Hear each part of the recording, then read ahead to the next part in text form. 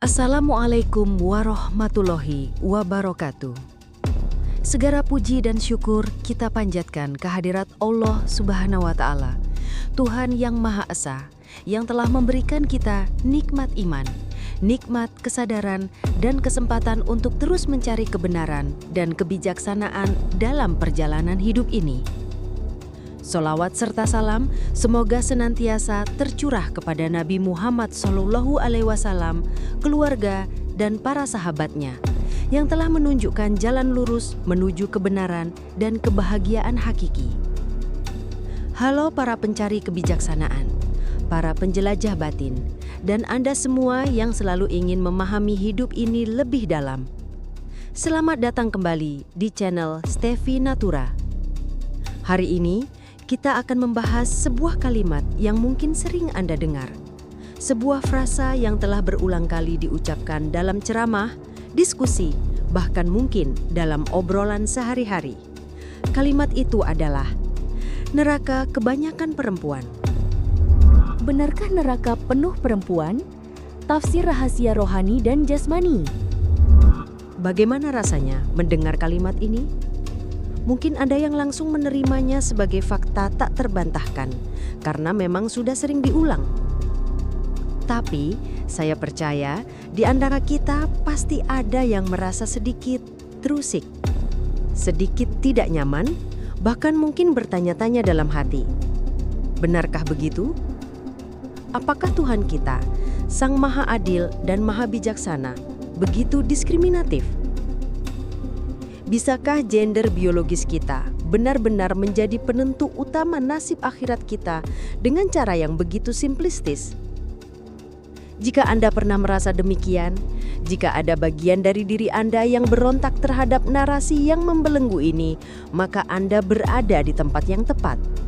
Karena hari ini kita akan melakukan sebuah dekonstruksi spiritual yang mendalam. Kita akan membongkar dogma yang selama ini mungkin salah dipahami, yang menimbulkan rasa bersalah yang tidak perlu pada satu pihak dan melahirkan perasaan superioritas semu pada pihak lain. Saya ingin mengajak Anda melihat ini dari sudut pandang yang sama sekali berbeda. Sebuah penafsiran yang tidak hanya membebaskan, tapi juga mengangkat martabat setiap manusia. Karena masalahnya, saudara-saudariku, seperti yang akan kita selami hari ini, bukanlah pada gender biologis kita, bukan pada jenis kelamin kita di dunia fana ini, melainkan pada kondisi kesadaran yang bisa menimpa siapapun. Ya, siapapun, tanpa terkecuali, baik laki-laki maupun perempuan. Dekonstruksi, laki-laki dan perempuan bukanlah gender biologis. Mari kita mulai dengan langkah pertama yang krusial untuk memahami penafsiran baru ini, yaitu keluar dari pemikiran literal. Ini mungkin akan sedikit menantang, karena kita terbiasa memahami kata-kata apa adanya. Namun, dalam banyak tradisi spiritual, dalam banyak kitab suci, termasuk ayat-ayat Al-Quran, kata laki-laki dan perempuan seringkali digunakan bukan dalam konteks gender biologis yang kita kenal sehari-hari. Mereka adalah simbol dari dua prinsip universal yang hakikatnya ada dalam diri setiap manusia.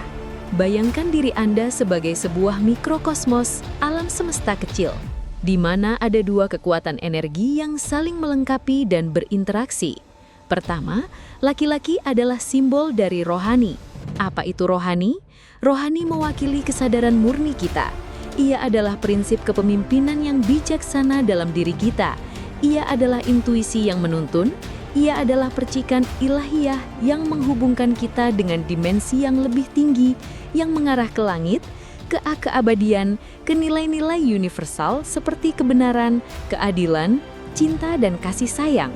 Ini adalah bagian dari diri kita yang mencari makna, yang ingin tumbuh, yang ingin terhubung dengan sumber sejati.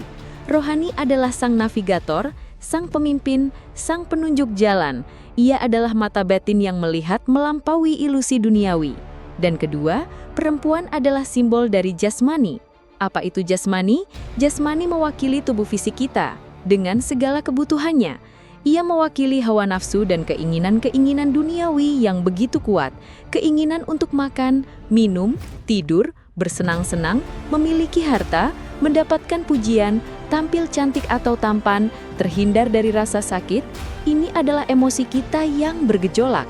Insting dasar kita, jasmani adalah segala sesuatu yang bersifat duniawi, fana dan sementara. Ini adalah kendaraan kita di dunia ini yang membutuhkan perhatian, tetapi juga bisa menjadi liar jika tanpa kendali. Jasmani adalah sang penumpang, sang penerima, sang pengecap pengalaman duniawi. Dengan pemahaman ini, menjadi sangat jelas, setiap manusia tanpa memandang jenis kelamin apapun adalah pasangan yang utuh. Setiap dari kita adalah perpaduan harmonis atau kadang tidak harmonis antara unsur laki-laki, yaitu rohani, dan perempuan yaitu jasmani dalam dirinya. Kita semua memiliki kedua prinsip ini bersemayam dalam diri kita. Pertanyaannya bukan apakah kita memilikinya, tapi siapa yang saat ini memegang kendali. Lalu, apa makna neraka kebanyakan perempuan? Nah, setelah kita mendekonstruksi makna laki-laki sebagai rohani dan perempuan sebagai jasmani, makna dari kalimat kontroversial itu tiba-tiba menjadi sangat jelas, universal, dan membebaskan. Jika perempuan di sini adalah simbol dari jasmani, maka makna kalimat neraka kebanyakan perempuan bukan lagi menjadi pernyataan diskriminatif yang menunjuk pada gender biologis, melainkan sebuah peringatan keras yang ditujukan kepada semua manusia. Maknanya adalah penghuni neraka kebanyakan adalah orang-orang, baik itu berjenis kelamin laki-laki atau perempuan, yang dalam hidupnya hanya dikendalikan oleh urusan jasmani dan mengabaikan sama sekali suara rohaninya. Neraka di sini, saudara-saudari, bukanlah sekadar tempat penyiksaan di akhirat. Neraka adalah metafora yang kuat untuk sebuah kondisi kesengsaraan batin yang kita ciptakan sendiri, kondisi kekosongan, kegelisahan, dan ketidakpuasan yang tak ada habisnya. Ini adalah neraka yang kita alami di sini dan saat ini, ketika kita menjadi hamba dari nafsu kita sendiri, ketika kita membiarkan jasmani kita menjadi raja tanpa mahkota yang sombong dan tak terkendali. Pikirkan ini. Siapapun yang hidupnya hanya berputar pada lingkaran konsumsi dan pemuasan insting dasar, makan berlebihan, tidur tanpa tujuan, mengejar syahwat tanpa batas, tanpa pernah bertanya untuk apa semua ini, apa makna di baliknya. Siapapun yang terobsesi pada harta, pada pangkat, pada pujian, pada validasi dari luar, hingga rela mengorbankan integritas, prinsip, bahkan kemanusiaannya. Mereka menipu, mereka menginjak-injak orang lain hanya demi mendapatkan validasi duniawi yang fana. Siapapun yang jadwalnya hanya dipenuhi oleh urusan duniawi dari pagi hingga malam, dari Senin hingga Minggu, tanpa pernah menyisakan sedikit pun waktu untuk hening, untuk introspeksi, untuk duduk sejenak dan menyambung dengan suara yang ilahi di dalam dirinya. Tidak ada waktu untuk merefleksikan diri, tidak ada waktu untuk merasakan kehadiran yang lebih besar dari sekadar hiruk-pikuk material. Maka orang itu secara simbolik adalah perempuan, bukan dalam arti biologis, melainkan dalam arti bahwa jasmaninya telah mengambil alih kendali sepenuhnya. Dan hidup yang dipimpin oleh sang perempuan, jasmani, yang liar, tanpa arahan dan kendali sang laki-laki, rohani, yang bijaksana, sudah pasti adalah neraka. Neraka yang tercipta dari kekosongan, dari keterikatan yang menyiksa, dari pengejaran yang tak pernah berakhir. Kepemimpinan sejati bukan soal gender, tapi soal kesadaran.